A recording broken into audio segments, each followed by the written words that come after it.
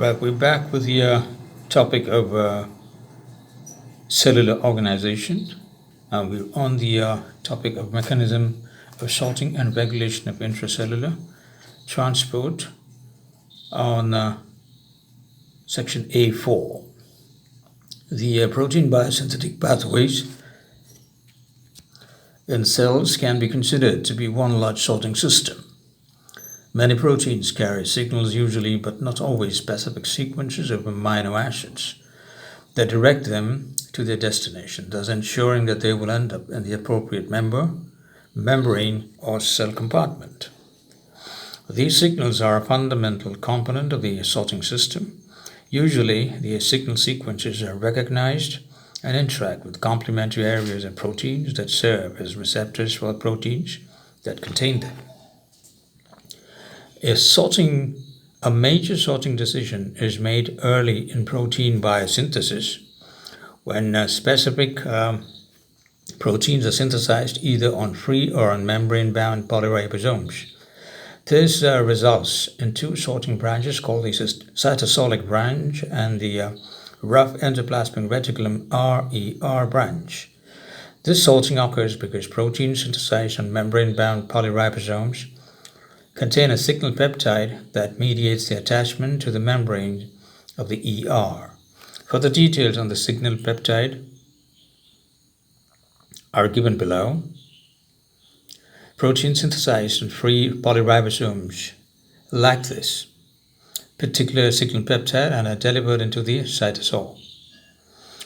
There they are directed to mitochondria, nuclei, and peroxisomes by specific signals, or remain in the cytosol if they lack a good signal. Any protein that contains a targeting sequence that is subsequently removed is designated as a pre-protein. In some cases, a second peptide is also removed, and in that event, the original protein is known as pre-protein. Example, pre-proalbumin. Proteins synthesized and sorted in the rough ER batch include many destined for various membranes. Example of the ER, Golgi apparatus, lysosomes, and plasma membrane. And for secretion, lysosomal enzymes are also included. Thus, such proteins may reside in the membranes or lumens of the ER or follow the major transport route of intracellular proteins to the Golgi apparatus. Further signal-mediated sorting of certain proteins occurs in the Golgi apparatus, resulting in delivery to lysosomes, membranes of the Golgi apparatus, and other sites. Proteins destined for the plasma membrane or for secretion pass through the Golgi apparatus, but generally are not thought to carry specific sorting signals. They are believed to reach their destination by default. And the entire pathway of ER, Golgi apparatus, plasma membrane is often called the secretory or exocytotic pathway. Let me repeat that for you: secretory or exocytotic pathway. Events along this route will be given special attention. Most of the proteins reaching the Golgi apparatus or the plasma membrane are carried in transport vesicles. A brief description of the formation of these important particles will be given subsequently, right? Please take a screenshot of these figures, make a printout, and make notes of them, please. Discharge.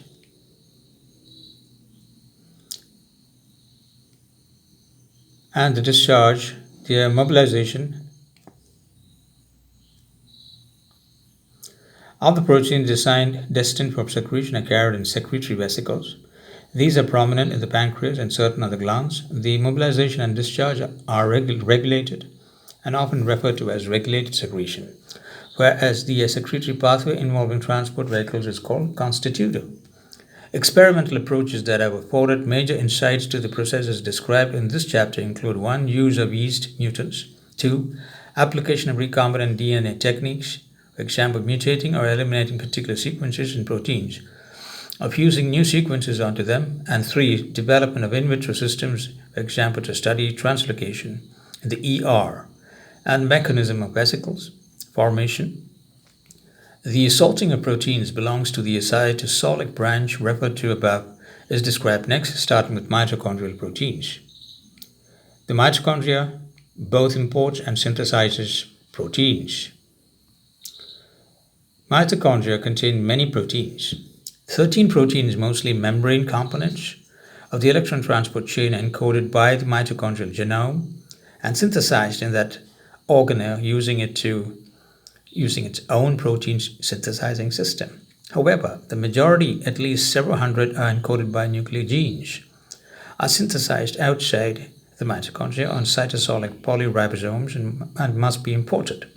Yeast cells have proved to be a particularly useful system for analyzing the mechanisms of import of mitochondrial proteins, partly because it has proved possible to generate a variety of mutants that have illuminated the fundamental processes involved.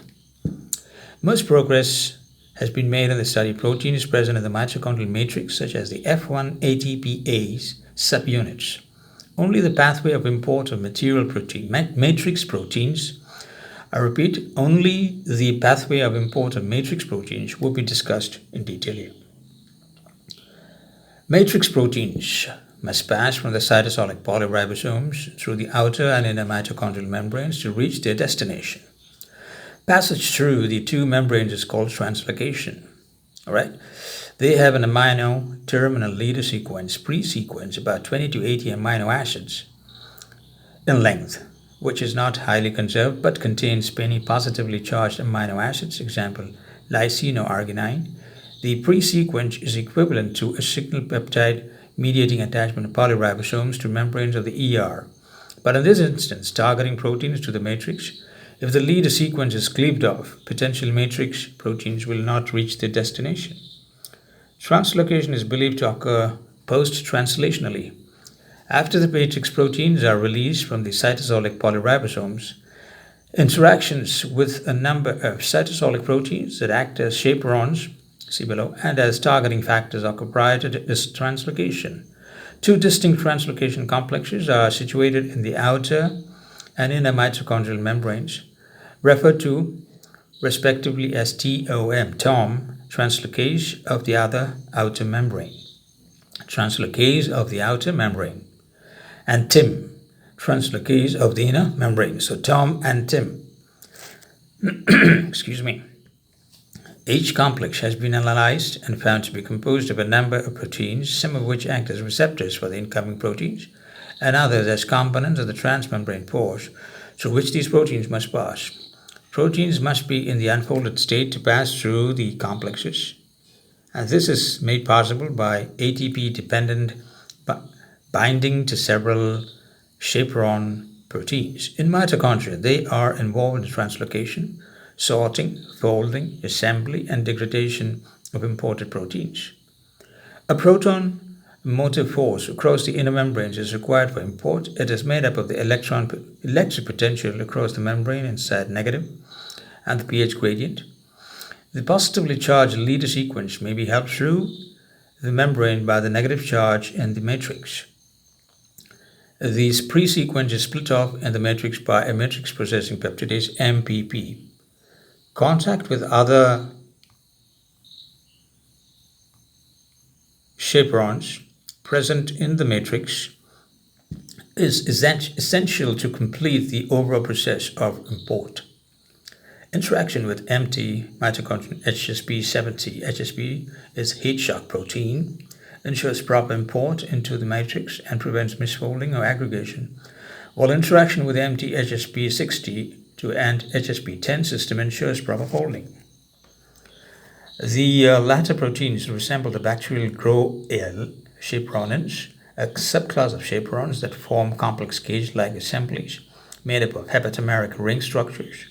The interactions of imported proteins with the above chaperones require hydrolysis of ATP to drive them.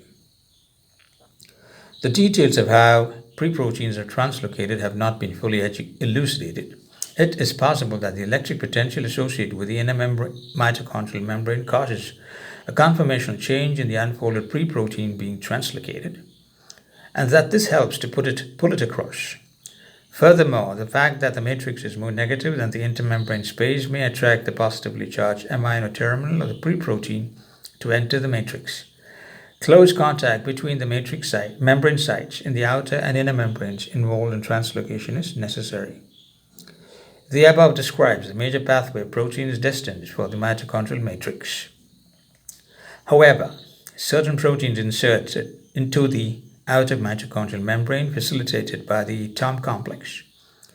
Others stop in the intermembrane space and some insert into the inner membrane. Yet others proceed into the matrix and then return to the inner membrane or intermembrane space. A number of proteins contain two signaling sequences, one to enter the mitochondrial matrix and the other to return to the membrane or intermembrane space. A number of proteins containing signaling sequences, one to enter the mitochondrial matrix and the other to mediate subsequent relocation, example, into the inner membrane. Certain mitochondrial proteins do not contain pre-sequences, example, cytochrome C, which locates in the intermembrane space, and others contain internal pre-sequences. Overall, proteins employ a variety of mechanisms and routes to attain their final destinations in mitochondria.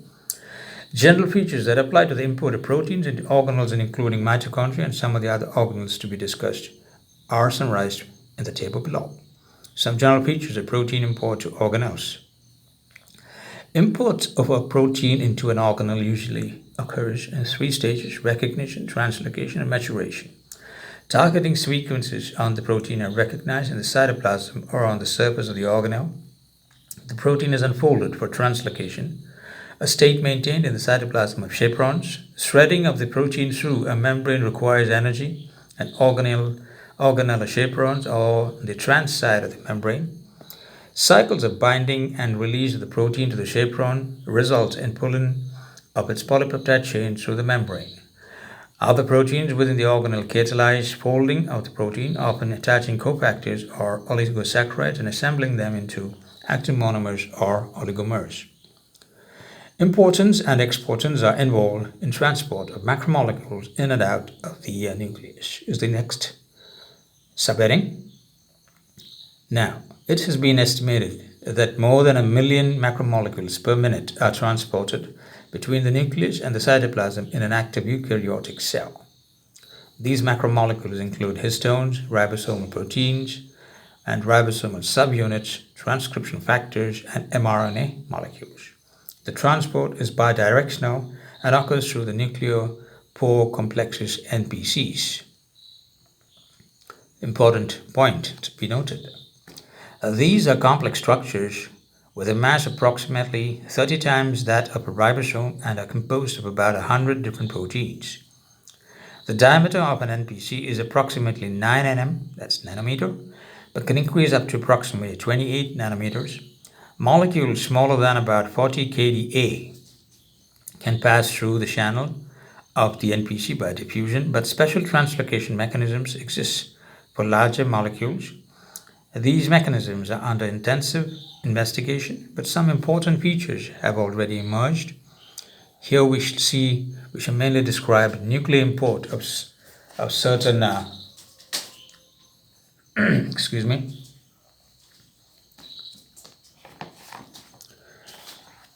macromolecules. The general picture that has emerged is that proteins to be imported, cargo molecules, carry a nuclear localization signal, NLS. One example of an NLS is the amino acid sequence Pro2 lists for alanine lysine valine, which is markedly rich in basic lysine residues. Depending on which NLS it contains, a cargo molecule interacts with one of a family of soluble proteins called importance, and the complex docks at the NPC. Another family of proteins called RAN plays a critical regulatory role in the interaction of the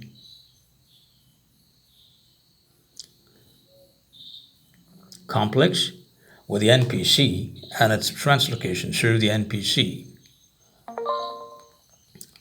Right, and RAN proteins are small monomeric nuclear GTPases, and like other GTPases exist in either GTP-bound or GDP-bound states. They are themselves regulated by guanine nucleotide exchange factors, GEFs, example the protein RCC1 in eukaryotes, which are located in the nucleus, and RAN guanine activating proteins gaps, which are predominantly cytoplasmic. The GTP-bound state of RAN is favored in the nucleus and the GDP-bound state in the cytoplasm. The conformations and activities of RAN molecules vary depending on whether GTP or GDP is bound to them. The GTP-bound state is active. The asymmetry between nucleus and cytoplasm with respect to which of these two nucleotides is bound to RAN molecules. I repeat, the asymmetry between nucleus and cytoplasm with respect to which of these two nucleotides is bound to RAN molecules is thought to be crucial in understanding the role of RAN in transferring complexes unidirectionally across the NPC.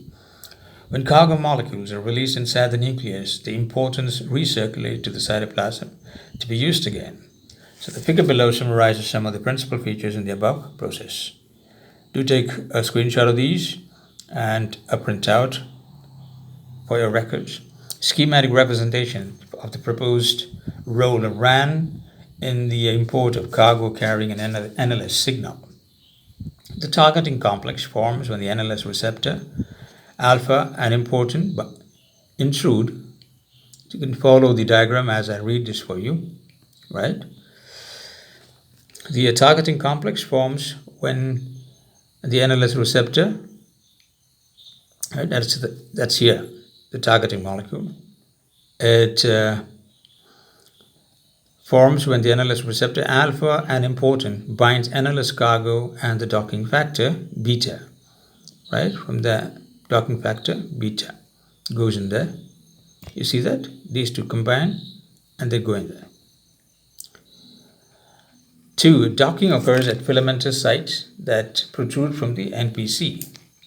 RAN GDP docks independently. That's the second part here. They dock separate, docking into this, right? Think of a space satellite docking in at the International Space Station. That would be a good analogy. And docking occurs at filamentous sites that protrude from the NPC. RAN GDP docks independently. So just a sec, right? And transfer to the translocation channel is triggered when RAN GEF converts a RAN GDP to RAN GTP, right? So we're looking at number 3 here, right? And 4, the NPC catalyzes translocation of the targeting complex here, right? And 5, RAN GTP is recycled here. RAN GTP is recycled to RAN GDP by docked RAN gap. 6, RAN GTP displaces or disrupts the targeting complex by binding a site on beta that overlaps with the binding site. That's number 6 here. See this? There's a change there, right? Now, number 7 is NLS cargo dissociates from alpha and RAN GTP may dissociate from beta here, right? And from there, number 8, alpha and beta factors are recycled to the cytoplasm here and goes in here, right? In the inset, here on this inset now, what you see here, the RAN GTP, okay, the translocation switches off in the cytoplasm and on the nucleus, on in the nucleus, right? Off here, on here. See, cytoplasm, this is nucleus, 2 sections. That's what happens, inner details, right? And RAN GTP promotes NLS and NES directed translocation. However, cytoplasmic RAN is enriched in RAN GDP off, okay, by an active RAN gap, right?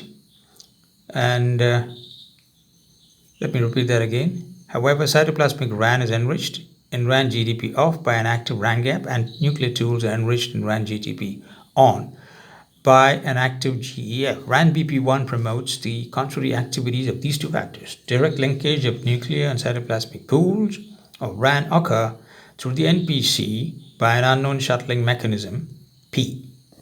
Okay, yeah, it's the final part of it. And inorganic phosphate, NLS, nucleolocalization signal, NPC, nuclear pore complex, GEF, guanine nucleotide exchange factor, and GAP, guanine activating protein, NES, nuclear export signal, BP binding protein. Also, small monomeric GTPases, example ARF, RAB, RAS, and Rho, are important in various cellular processes such as vesicle formation and transport. ARF and RAB, see below. Certain growth and differentiation processes, RAS, and formation of the actin cytoskeleton, a process involving GTP, and GTP is also crucial in the transport of proteins across the membrane of the ER. Proteins similar to importins, referred to as exportins, are involved in export of many macromolecules from the nucleus. Cargo molecules for export carry nuclear export signals, NESs. RAN proteins are involved in this process also, and it is now established that the processes of import and export share a number of common features. Most cases of Zellweger syndrome are due to mutations in genes involved in the biogenesis of peroxisomes. The peroxisome is an important organelle involved in aspects of the metabolism of many molecules, including fatty acids and other lipids, example plasmalogens, cholesterol, bile acids, purines, amino acids, and hydrogen peroxide. The peroxisome is bounded by a single membrane and contains more than 50 enzymes. Catalase and urate oxidase are marker enzymes for this organelle. Its proteins are synthesized on cytosolic polyribosomes and fold prior to import. The pathways of import of a number of its proteins and enzymes have been studied, some matrix components and other membrane components. At least two peroxisomal matrix targeting sequences, PTSs, have been discovered. One PTS1 is a tripeptide, that is Sir-Lis-Lu. These are the short forms of the amino acids, serine, lysine, leucine, all that, SKL, but variations of this sequence has been detected located at the carboxyl terminal of a number of matrix proteins, including catalase. Another PTS2 consisting of about 26 to 36 amino acids has been found in at least 4 matrix proteins, for example, thiolase, and unlike PTS1 is cleaved after entry into the matrix. Proteins containing PTS1 sequence form complexes with a soluble receptor protein PTS1R, and proteins containing PTS2 sequences complex with another PTS2R.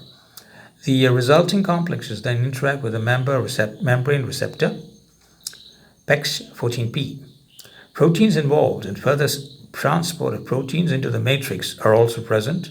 Most peroxisomal membrane proteins have been found to contain neither of the above two targeting sequences. And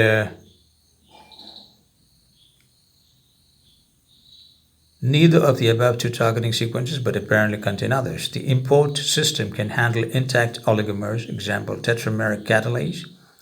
Import of matrix proteins requires ATP, whereas import of membrane proteins does not. Interest in import of proteins in the peroxisomes has been stimulated by studies on Zellweger syndrome. This condition is apparent at birth and is characterized by profound neurologic impairment. Victims often die within a year. The number of peroxisomes can vary from being almost normal to being virtually absent in some patients. Biochemical findings include an accumulation of very long-chain fatty acids, abnormalities of the synthesis of bile acids, and a marked reduction of plasmalogens. The condition is believed to be due to mutations in genes encoding certain proteins, so-called peroxins, involved in various steps of peroxisome biogenesis, such as the import of proteins described above, or in genes encoding certain peroxisomal enzymes themselves. Two closely related conditions are neonatal adrenoleukodystrophy and infantile Repsum disease, Zellweger syndrome, and these two conditions represent a spectrum of overlapping features, with Zellweger syndrome being the most severe, many proteins affected, and infantile Repsum disease the least severe, only one or a few proteins affected. The signal hypothesis explains how polyribosomes bind to the endoplasmic reticulum. As indicated, the rough endoplasmic reticulum branch is the second of the two branches involved in the synthesis and sorting of proteins. In this branch, proteins are synthesized on membrane-bound polyribosomes and translocated into the lumen of the rough ER prior to further sorting. The signal hypothesis was proposed by Blobert and Sabatini, partly to explain the distinction between free and membrane-bound ribosomes. They found that proteins synthesized on membrane-bound polyribosomes contained a peptide extension, signal peptide at the amino terminals, which mediated their attachment to the membranes of the ER. As located above, proteins whose entire synthesis occurs on free polyribosomes lack the signal peptide. An important aspect of the signal hypothesis was that it suggested, as turns out to be the case, that all ribosomes have the same structure and that the distinction between membrane-bound and free ribosomes depends solely on the former's carrying proteins that have signal peptides. Much evidence has confirmed the original hypothesis, because many membrane proteins are synthesized on membrane-bound polyribosomes. The signal hypothesis plays an important role in concepts of membrane assembly. Some characteristics of signal peptides are summarized in Table 3. Some properties of signal peptides, usually but not always located at the amino terminal, contain approximately 12 to 35 amino acids. Methionine. Methionine is usually the amino terminal amino acid, containing a central cluster of hydrophobic amino acids, contain at least one positively charged amino acid near the amino terminal, usually cleaved off at the carboxyl terminal end of alanine residue by signal peptidase.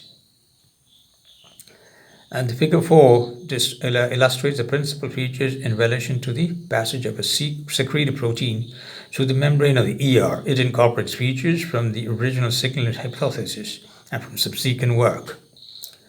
The mRNA for such a protein encodes an amino terminal signal peptide, also variously called a leader sequence, a transient insertion signal, a signal sequence, or a pre-sequence. The signal hypothesis proposes that the protein is inserted into the ER membrane at the same time as its mRNA is being translated on polyribosomes, so-called co-translational insertion. Right. As the signal peptide emerges from the large subunit of the ribosome, it is recognized by a signal recognition particle, SRP, that blocks further translation after about 70 amino acids have been polymerized, 40 buried in the large ribosomal subunit and 30 exposed. Right, and the block is referred to as elongation arrest.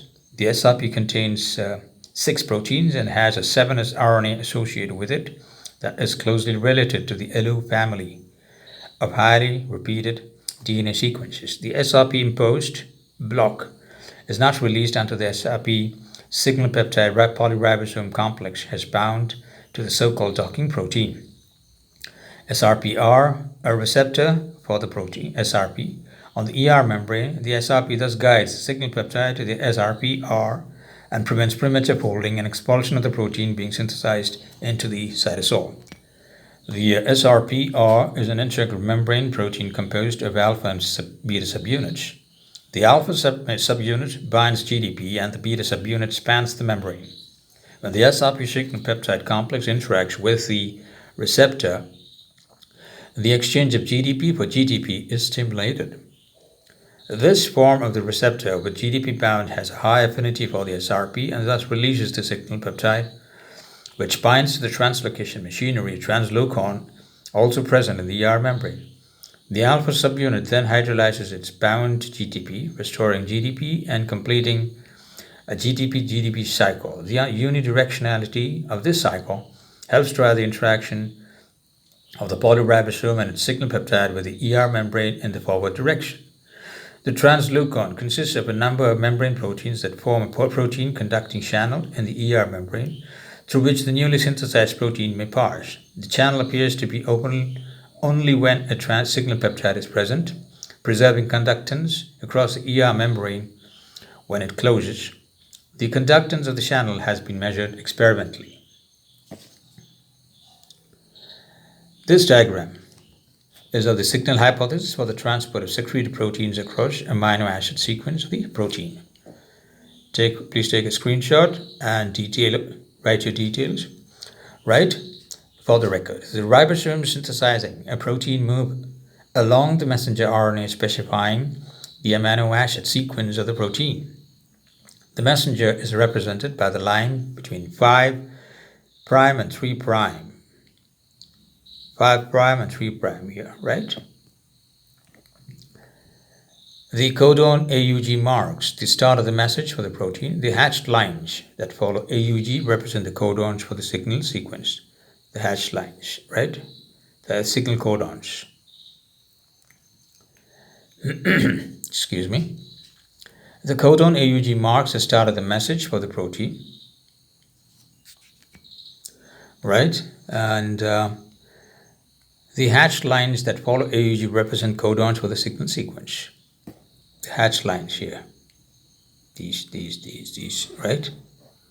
They represent the codons for the signal to pass through, right? As the protein grows out from the large ribosomal subunit, the signal sequence is exposed and bound by a signal recognition particle, SRP. This is the SRP, right? And that's a signal peptide. Excuse me. And translation is blocked until the complex binds to the docking protein. Excuse me, yeah. And also designated SRPR, represented by this solid bar on the ER membrane. Yeah.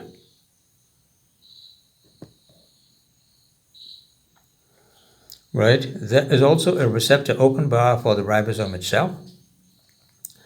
The interaction of the ribosome and growing peptide chain with the ER membrane results in the opening of a channel through which the protein is transported to the interior space of the ER during translocation.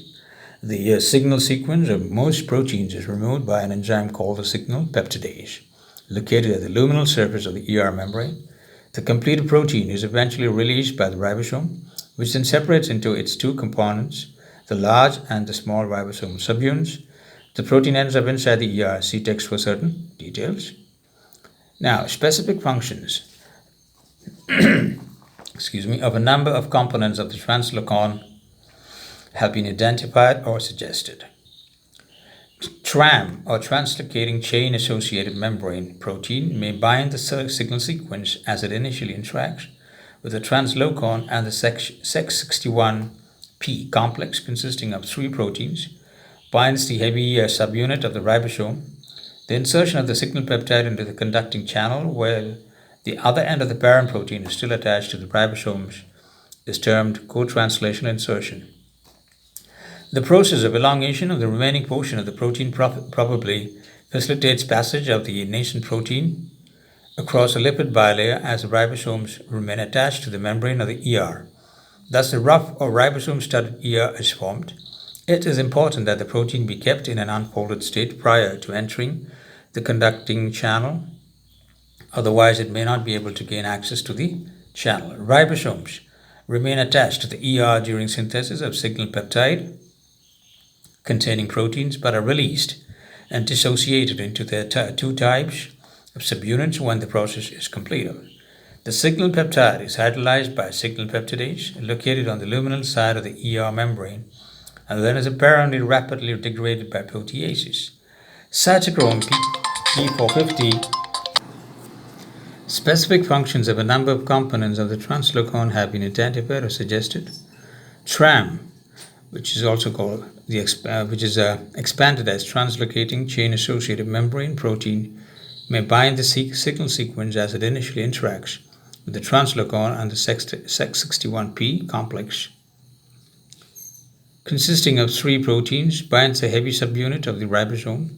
The insertion of the signal peptide into the conducting channel, while the other Another protein, parent protein, is still attached to the ribosomes as termed co-translational insertion. The process of elongation of the remaining portion of the protein probably facilitates passage of the nascent protein across the lipid bilayer as the ribosomes remain attached to the membrane of the ER. Thus, the rough or ribosome-studded ER is formed. It is important that the protein be kept in an unfolded state prior to entering the conducting channel, otherwise it may not be able to gain access to the channel. Ribosomes remain attached to the ER during synthesis of signal peptide-containing proteins, but are released and dissociated into the two types of subunits when the process is completed. The signal peptide is hydrolyzed by signal peptidase located on the luminal side of the ER membrane, figure 4, and then is apparently rapidly degraded by proteases. Cytochrome P450, an integral ER membrane protein, does not completely cross the membrane. Instead, it resides in the membrane with its signal peptide intact. Its passage through the membrane is prevented by a sequence of amino acids called a halt or stop transfer signal. Secretory proteins and proteins destined for membranes distal to the ER completely traverse the membrane bilayer and are discharged into the lumen of the ER. N-glycan chains, if present, are added to these proteins to traverse the inner part of the ER membrane, a process called co-translational glycosylation. Subsequently, the proteins are found in the lumen of the Golgi apparatus, where further changes in the glycan chains occur prior to the intracellular distribution or secretion. There is strong evidence that the signal peptide is involved in the process of protein insertion into the ER membranes. The mutant proteins containing altered signal peptides in which a hydrophobic amino acid is replaced by a hydrophilic one are not inserted into ER membranes. Non-membrane proteins, example alpha-globin, to which signal peptides have been attached by genetic engineering, can be inserted into the lumen of the ER or even secreted.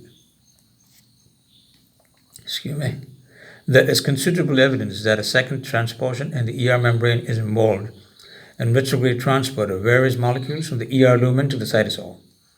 These molecules include unfolded or misfolded glycoproteins, glycopeptides, and oligosaccharides. Some at least of these molecules are degraded in proteasomes. Thus, there is two-way traffic across the ER membrane. Proteins follow several routes to be inserted into or attached to the membranes of the endoplasmic reticulum. The routes that proteins follow to be inserted into the membranes of the ER include the following. Co-translational insertion. Figure 5 shows a variety of ways in which proteins are distributed in the plasma membrane. In particular, the amino terminals of certain proteins, example the LDL receptor, can be seen to be on the extracytoplasmic phase, whereas for other proteins, example the asialoglycoprotein receptor, the carboxyl terminals are on this phase. To explain these dispositions, one must consider the initial biosynthetic events at the ER membrane. The LDL receptor enters the ER membrane in amino analogous to a secretory protein. It partly traverses the ER membrane. Its signal peptide is cleaved and its amino terminal protrudes into the lumen. However, it is retained in the membrane because it contains a highly hydrophobic segment, the halt or stop transfer signal. This sequence forms the single transmembrane segment of the protein and is its membrane anchoring domain. The small patch of ER membrane in which the newly synthesized LDL receptor is located subsequently buds off as a component of a transport vesicle, probably from the transitional elements of the ER. As described below, in the discussion of asymmetry of proteins and lipids in membrane assembly, the disposition of the receptor in the ER membrane is preserved in the vesicle, which eventually fuses with the plasma membrane. In contrast, the asialoglycoprotein receptor possesses an internal insertion sequence which inserts into the membrane but is not cleaved. This acts as an anchor and its carboxyl terminal is extruded through the membrane. The more complex disposition of the transporters. Example for glucose can be explained by the fact that alternating membranes, transmembrane alpha helices act as uncleaved insertion sequences and as Halt transfer signals, respectively. Each pair of helical segments is inserted as a hairpin. Sequences that determine the structure of a protein in a membrane are called topogenic sequences. As explained in the legend to figure 46.5, the above three proteins are examples of type 1, type 2, and type 3 transmembrane proteins. Variations in which in this figure 5, we can see that the variations in the way in which proteins are inserted into membranes. This schematic representation, which illustrates a number of possible orientations, shows the segments of the proteins within the membranes as alpha helices and the other segment as lines. The LDL receptor, which crosses the membrane once and has its amino terminal on the exterior, is called a type 1 transmembrane protein. The asialoglycoprotein receptor, which also crosses the membrane once but has its carboxyl terminal on the exterior, is called type 2 transmembrane protein. The various transporters indicated, example, glucose, cross the membrane a number of times and are called type 3 transmembrane proteins. They are also referred to as polytopic membrane protein, N-amino terminal, carboxyl terminal.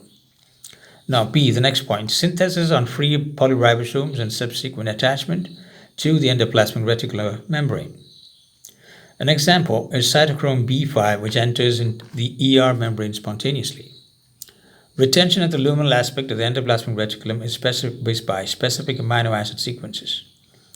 A number of proteins possess the amino acid sequence KDEL, lysine, aspartame, glutamine, leucine at the carboxyl terminal. I hope I've spelled all the words right.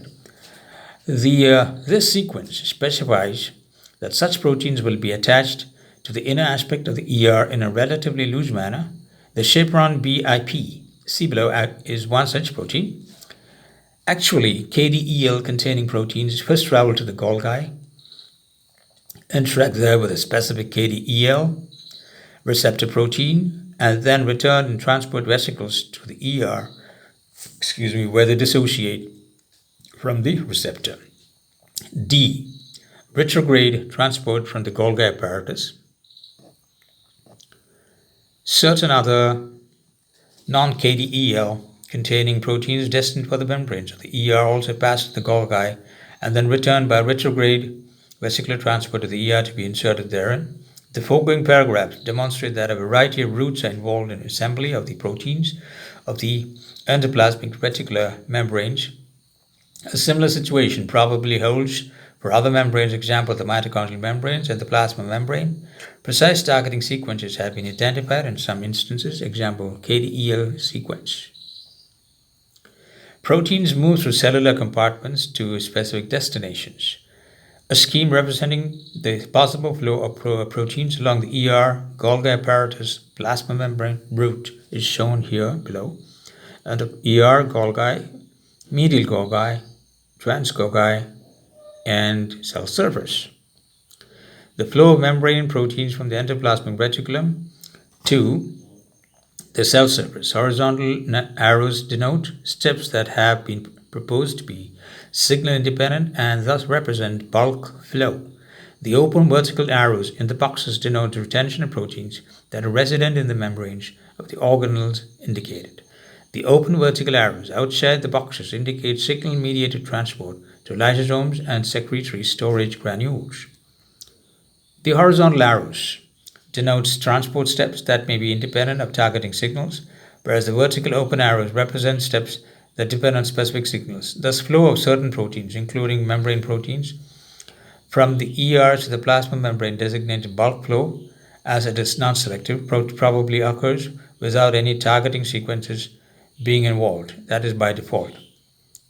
On the other hand, insertion of resident proteins into the ER and Golgi membrane is dependent upon specific signals.